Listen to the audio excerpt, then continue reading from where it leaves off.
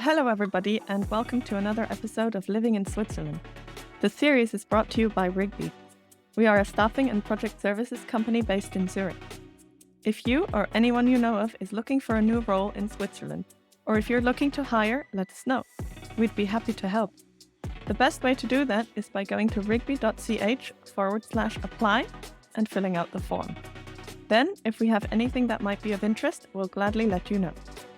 Today, we're joined by Eric from Schwiizerfranke, which means Swiss franc, the personal finance blog he started in 2019. Eric's passionate about guiding Swiss residents through smart investments, passive income, and the three-pillar pension system. When he's not sharing financial tips, he's out enjoying nature, doing sports, or connecting with friends. Eric, welcome to the show. Thank you so much. Hi. Can you tell us just a little bit more about yourself and maybe your interest in finance?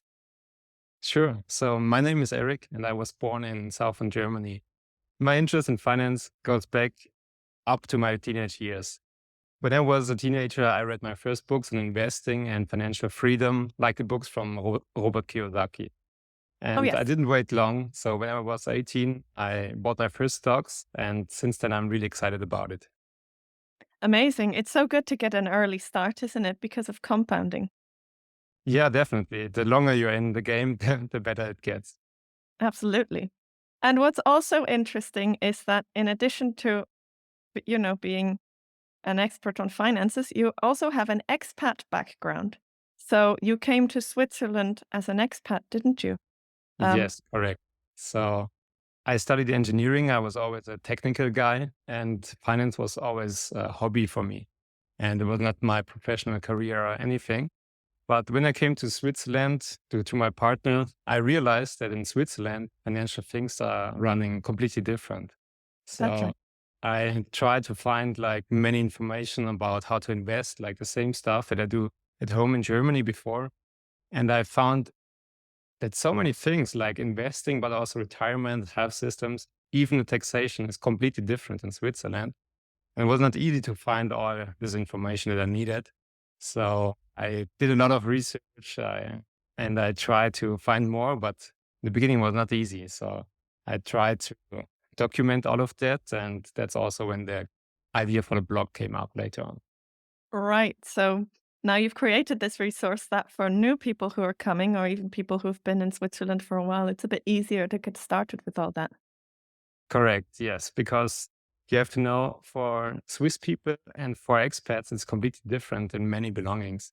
For example, like the taxation can be different at least if you're an Hmm. expat. So even if you want to ask a Swiss person or if your partner, for example, is Swiss, maybe they can't help you regarding that. So you always need to find some good resources to get started. Yes, and that's because some or many expats are taxed at source, aren't they? And Swiss residents or citizens are often not. Is that right? Yes. So Swiss residents are not taxed by source. They are taxed in a Swiss way, let's say. But if Hmm. you're an expat and if you don't have like the permanent residency, and if you earn below 120,000 Swiss francs a year, then you are taxed by source. And that's completely different as Swiss people are taxed. So in Okay, this yeah. case, the taxes are like deducted from your salary every month. And also, you don't need to file the tax return Mhm. mandatorily. But that was also like one of my biggest mistakes. And I came here, I talked to many people, and I had no idea what to do about my taxes. I even went to a tax expert, and he recommended me to file the non-mandatorily tax return and to even use the Pillar 3A. Okay. But in hindsight, it was like a big mistake. Because of that, I not just had more work because I filed the tax return, but I even paid more taxes Oh, because, right. yeah, Okay, so it's good to know these things up front. Um, absolutely. And these days, there are more options to find these resources, but a few years yes. ago, there was not too much to find. Okay. Yeah, so this is really helpful. Let's talk about someone maybe either who is coming to Switzerland or already in Switzerland and getting started with their Swiss finances. So I know that you have a three-account model that you Mhm. often use to talk about how to organize your finances. Can you tell us a little more about that? Sure. So there are many different models that you could use, and they're Hmm. just like a mental construct that could help you organize your finance. And Right, of course. a free account model is a really simple one. Like 5 or 6 account models on my blog if you want to know more about them to get more sophisticated. But with these free accounts, you could start really easily and get some structure into your finance. Okay. So the first account is basically your main account, probably the one that you get once you arrive, your main salary account, probably with a big bank because they're more easy or more accessible for expats in the beginning. And this Okay. account, probably you will use it as your salary account and for your regular expenses in Swiss francs, whatever you need to pay and do. Do you mean just a normal current account or checking account? Yes, correct. A Yeah. normal Yeah. checking account and Yeah. held in Swiss francs. And Okay. from there on, you have your basis, let's say. Yes, that And makes sense. then I would recommend quite early, as soon as possible, to open a second account. Hmm. And this one may be with a digital bank because the modern digital Swiss banks, they offer way better conditions for you. And I would Okay. recommend this account because they don't have any running fees on your account. Also, probably you will get some interest or more Hmm. interest than with your main account, I guess. Hmm. And also, you have better conditions, for example, in terms of exchange rates. Oh, So, right. yeah. So, if you, let's say, go home to your home country or you travel abroad and you need to spend your Swiss francs in another currency, Hmm. then the traditional banks will probably charge 1% or even more, sometimes up to 2 or 3% for the exchange. And with the digital banks, you can get really, really low and affordable exchange rates. Okay, So, amazing. Yeah. so this would be your second account also for your short-term savings, but also for your abroad spending, let's say. Okay, so an account where sort of your day-to-day spending would come out of? Yes, doesn't have to necessarily. I mean, you could even use your main account with the traditional bank if you want to keep that for your Hmm. day-to-day spending in Switzerland. But once you go abroad and once you want to save some money aside and get some Okay. interest on it, then I would recommend to get the second account for that. Okay, that makes sense. And then there's a third account? Yes, absolutely. And that's the golden bucket, I would say. There you can put the money that you don't need in the long term. And as a rule of thumb, I would say the money that you don't need for the next 10 years, let's say, you can invest it in the stock market. Right. This is like really for the long term, not for the short or middle term. But if you have some spare money that you can put away, I would definitely recommend to get an investment account. Also, not with your Hmm. traditional main bank, but actually with an online brokerage or robo-advisor, let's say. Okay. Because they charge lower fees? Correct. And they have more functionalities. Like, Hmm. for example, one of the main reasons that I started the Schwiizerfranke finance blog was that back in Germany, I used to have an automatic ETF savings plan that I used every month. And when I came to Switzerland a few years ago, this was not even technically available. So this was the Right. first thing that came to mind when I searched it. Okay, how can I do that here too now? And it was not available. So Hmm. definitely the digital broker services and robo advisors, they have not just lower fees, but also often more technical functionalities. Okay. And what do you look for? Well, apart from maybe what you've already said, the functionalities, but when deciding which banks to use for these three accounts, Mhm. what are maybe some criteria you can give us? So the first account, your main account, probably, as I mentioned, you will, I guess, open it with a traditional bank like UBS Hmm. because they are more flexible in taking customers if you in the beginning don't have a Swiss address and are just arriving. But after that, for your like second account and where you have more flexibility in choosing, I would advise you that you first look on the fees. So compare the fees. How much is the account? How much does the bank like take in terms of exchange rates or other fees from Hmm. you? Hmm. And I have to say, it's not easy to compare because banks, as insurance companies, for example, are masters in hiding some of these fees. you can use comparison services like moneyland.ch, or even on my blog or on other resources, you can find really good comparison sites. Yeah, you've got lots of resources, haven't you, for that kind of thing, for different types of accounts? Yes, correct. That's one of my main work that I do, Hmm. because yeah, it's so hard to find all these fees and to have like a fair and good comparison Okay. Yeah. chance.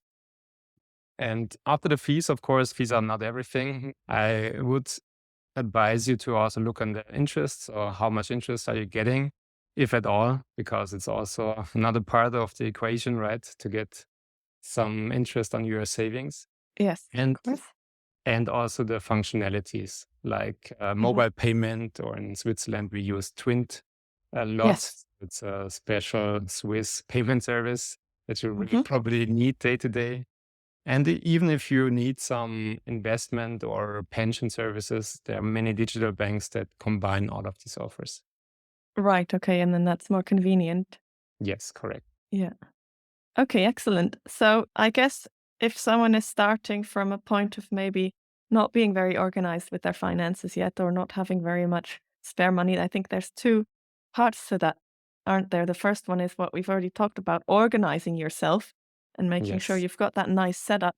And then the second part is actually getting to the point where you do have, spare money to invest, and where you're not sort of hit by unexpected bills all the time. Do you have any tips for setting yourself up in that way and getting to that good, solid financial place? absolutely. Because it's a big issue in Switzerland. You have to know we have a lot of Henrys here, as we call them. So it's an acronym which stands for high earners, not rich yet. And for Okay, me, interesting. that's a person who earns above, let's say, 100K a year. Hmm. And especially expats, I see at least often coming with really high education, and they get good jobs and they earn good money. But then often people tend to rise their lifestyle also a lot. So Okay, yeah. you earn a lot, you work a lot. So work hard, play hard, which is nice, of course. But also, I would advise you to get some money on the side at the end of the month for your pension or your savings at least. Yeah. And if you are in this trap, or if you really want to make the transition from paycheck to paycheck to long term wealth building, let's say, I would advise you to start small. So I don't want you to have like a new hobby, which is finance now, because in my Yes. opinion, these days it's really easy to automate your finances. So you can set up automatic savings plans. So at the end of the month, or let's say the first, so after your salary arrives at your main account, automatically some money, let's say 20% or a fixed sum, transfers to your savings account. So you always automatically, without even thinking about it, put some money aside, because it's Mhm. always good to have something. And yeah, before you start investing, actually, I always tell people to have an emergency fund, because if you invest for the long term, you only can be like relaxed in the stock market if you have some money aside for Yes, that's right. unplanned bills, let's say. So Okay. if you have an accident, or you lose your job, or the dentist has like an extra large bill for you, which is not covered in Switzerland, but um, then you need some money, and you don't want to need to sell your stocks in this moment, but actually have some emergency fund for this. So before you start Yes. investing, I would recommend to have some emergency money on side. Okay, so how much do you think is sensible? Well, that really depends on your psyche, let's say, and Like how how you. many months of expenses or something like that? Do you have any sort of rule of thumb for that, maybe? Mhm. So many people actually calculate 3 to 6 months of their monthly expenses. So Okay. you calculate, or you sum up your rent and your groceries and all the stuff that you really need, not the Hmm. luxury expenses, but only the necessary ones. You add Okay. them up and you get a number. And then Hmm. you say, okay, I want to have this number aside, let's say for 3 months. If I lose my job, I want to be able to cover my expenses for the next 3 months. Okay. Um, that's like a rule of thumb. And if you want to get more specific, I actually programmed a calculator on my website. You can use this one. It gets a bit more sophisticated. Okay. Perfect. And you talked briefly just before about the dentist bills. So in Switzerland, I know we already discussed a few things you don't pay ahead. Like, for example, there's no insurance really for dentist bills. You just have to go to the dentist and then later you get a bill for it. How can you plan for that or maybe protect yourself against these unexpected expenses? I mean, aside from dipping into your emergency fund, is there a way to calculate them or to anticipate them? So that's a really good question. I think it's not really always able to be calculated in advance, Hmm. but to put some money aside is always good, right? To have like at least like 10% of your salary and put it in a savings account. But Okay. also, if you think ahead and you know, okay, I will go to the dentist twice a year, or if I Hmm. have glasses, for example, and I will need new glasses every 2 years, and this will cost so and so much, you can do some budgeting in advance, which would be really smart in the beginning. If you don't have like lots of spare money yet in the beginning, of course, also insurance would be a great idea. But Swiss people love insurances, and most of us we are way overinsured. So I would also advise you to check which insurances you need and which you don't. Yeah, that's another thing that is often said about Switzerland that people are a bit overinsured. They tend to sort of go on the safe side, maybe because there are quite a lot of expenses that um, you pay for afterwards that they tend to insure quite a lot. How can you maximize the benefits of insurance while not overspending on it? So I have a quick insurance check that I always run in my head whenever I'm talking with someone about an insurance. Hmm. And it goes as follows. In the beginning, I would ask myself, or you can ask yourself, if you can afford to cover the cost if the case happens. So Okay. let's say you're thinking about taking insurance to cover your phone. If you break your phone to get Yes. a new one, but if you can easily afford a new one, then you pass this first test. Okay. Then there comes a second question. So you should check the frequency of the accident. Like, did you break your phone many times in the past? If you didn't, then I guess this insurance is not necessary for you. Okay. These two questions give you an easy idea if you need an insurance or not. So, how difficult would it be in the worst case? And also, how likely is it that this is going to happen to you?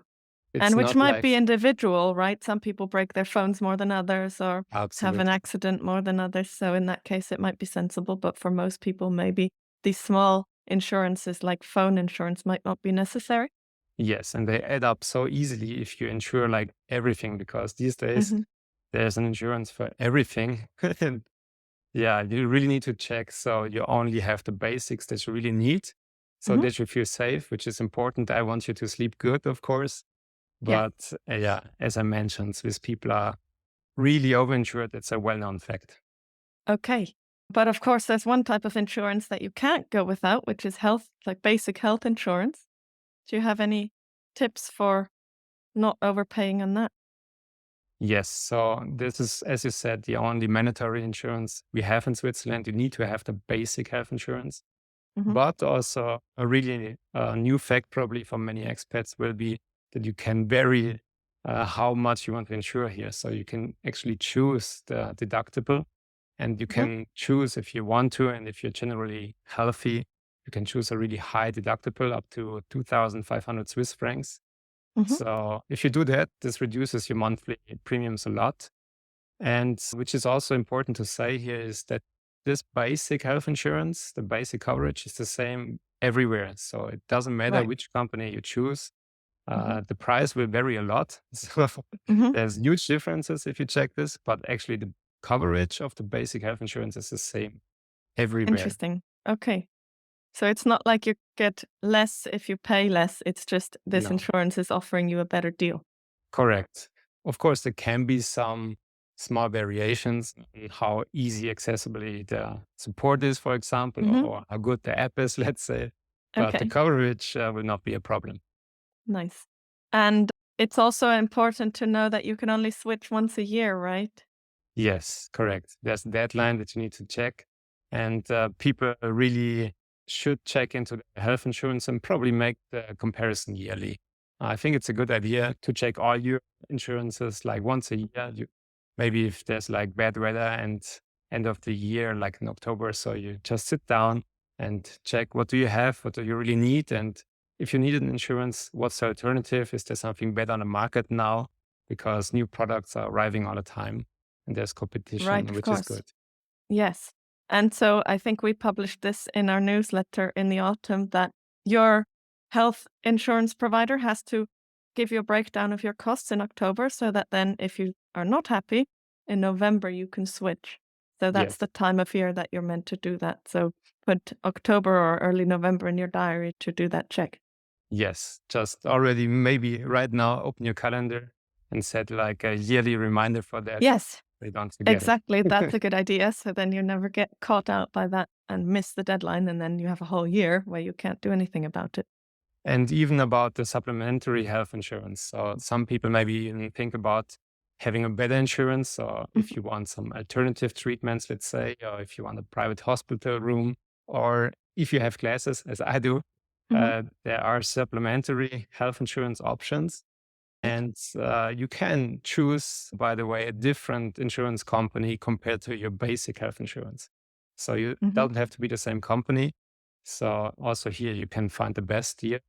And that's a really good idea. If you need one or if you want some of these options to check for Right. supplementary health insurance, because sometimes here for really little money, you can have a huge benefit.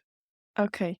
So yeah, some people, if they want to minimize, maybe they go too minimal and they don't look into supplementary health insurance when actually it might be useful.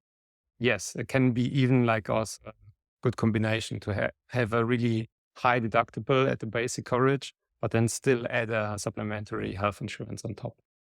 Okay, yeah, that's an interesting option. And then some other types of insurance that you might come across include things like liability insurance or household insurance and car, obviously, and even life insurance. And so I guess the rule of thumb is just check if you really need it. Yes. So the first one you mentioned, the liability insurance, I would say every person should have one because to be honest, it's not really expensive. It's, I would guess, 50 to 70 Swiss francs a year, depending on the company and the coverage. But if you need it, you will be really happy because otherwise it can Right. end really bad. So liability Okay. insurance, I would say, is really necessary. The rest that you mentioned, like car insurance, depends if you have a car and then what type of insurance you need. Really check it specifically, maybe even get some new offers every year, negotiate with the companies because there's a lot of room for how much you pay. Okay. And with the Yeah. household insurance, it really depends on how valuable your belongings are. Sometimes you're even forced to, like my landlord, for example, he wants me to have a household insurance. Otherwise, to be honest, I wouldn't have one myself. Yeah, that's right. Sometimes landlords specify different kinds of insurance that you need. Correct. Um, Especially if the building is new or in cases yeah, like that. yeah. And then I guess life insurance is necessary if you have dependents, but not necessarily if you don't. Correct. So life insurance is a really tricky one because it sounds good to like this huge coverage in case something happens. But often it makes me really sad when I see the specific cases of people having life insurance, because especially young people often get sold on a life insurance. And to Mhm. be honest, if you're young, if you don't have a family, people who are dependent on your income, if you don't have a mortgage, let's say, then probably you will not need a life insurance. So this is really a tricky one because you have to know the brokerage Mhm. companies, they get a huge bonus if they sell a life insurance to Of you. course. Yeah. So they're really hot in, in selling these products. Mhm. And often expats are are ending up with one of these because they don't know and they want to save some taxes, which you can if you use it in a Pillar 3A. But Okay. this one, I would really advise you to not do it. If you need a Mhm. life insurance, you can do it, but use it through the open market and not within the Pillar 3A. Yeah, the Pillar 3A being your third retirement account. Yes, That is tax advantaged, but there are two options, right? So you can get an investment or just general savings. pillar, Correct. Yes. or you can get insurance, and a lot of the time the insurance is really not a very good option. Yes, especially here, because then the life insurance all of a sudden is within a contract that you normally like sign up until you retire. So it's a long time Mhm. and you're not I see. flexible anymore. Yeah, okay. Yeah. So you always want to be flexible because the Yes. third pillar normally is not mandatory. Yes, and your situation might change or you never know. Correct. Yeah. Correct. All right, and then once all that is sorted out, you can start investing, of course. Now it gets Um, fun. yes, there we go. So if someone is a beginner, they maybe are sitting there and there's all these options and companies and everything. And where do you even start? What do you do first? Yeah, that's where beginners typically get lost or get Yeah. like into a scam. Also, in investing, there's so much stuff on the internet and many traps to Hmm. fall into. So, I would advise beginners actually to focus on simplicity and low costs. Okay. So, there's many options to start with, but I would advise you to go, if you want to, maybe to a digital robo advisor, or if you want to invest yourself, so if you want to pick the products yourself, you could open an account with an online broker and choose some ETFs and index funds. These are stock baskets with really low fees, and you can Hmm. invest really easily and even with automatic savings plans every month. So there's not much work to do at all once it's set up. And that's really my advice for beginners. Okay, so it takes a few hours to set up, but then after that, you're all good to go. And you don't Absolutely. really even have to do anything most months. Yes, up until the end of the year, I would say. Mhm. Then maybe you want to do a rebalancing, at least check. And Yeah. definitely you want to download the documents for the taxes, but that's Okay. it. Okay. So, yeah, pretty straightforward. As once you know where you're going, Yeah, it's kind of straightforward, right? And you have lots of resources, some of which we're going to link to that would for be a good. beginners to get started. And then, of course, as you said, there's so many traps. And one of the big traps is the costs. So if you go, for example, if you're with a big bank and they have an advisor and they talk you into going with them, you might pay a large proportion of your gains to that person instead of them going into your account, right? Yes, Um, and often you don't even see that. As I told yes. before, like with the bank account, same here in investing. There are some fees which are quite obvious. So if you have like an active fund and they show you like the TER, the total expense ratio, and you see this is like 2% a year, then it's quite obvious. But then behind the scenes, let's say, for example, with every currency exchange or in other situations, there are more fees probably. So at the end, you just wonder where your money went. The stocks went Mhm. up, but there's not too much return in your portfolio. Right. Okay. So So sometimes it's it's really gone hard to everywhere find but out. in your account. Yes, someone got money, but it's not necessarily you. Oh dear. Yeah. So what are your tips on reducing the investment costs? Yeah. So as mentioned before, I would not recommend to go with your traditional bank, let's say, even if you like them a lot, but probably if you compare their conditions to an online service like a broker like Swissquote or Saxo Bank, for example, or the Giro or Interactive Brokers, there are many. You can find comparisons on my blog.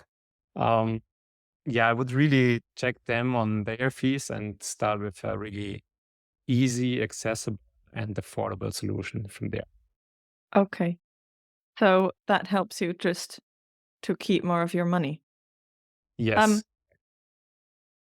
do you have a rule of thumb or anything like that about what your expense ratio should be? Like you mentioned 2% in a fund, and that would be very high, wouldn't it? Because the average the average return would be what, 7 or 8%, so that's like a quarter of your gain already gone. But what is a good ratio? What should maybe someone aim for? that's a really good question.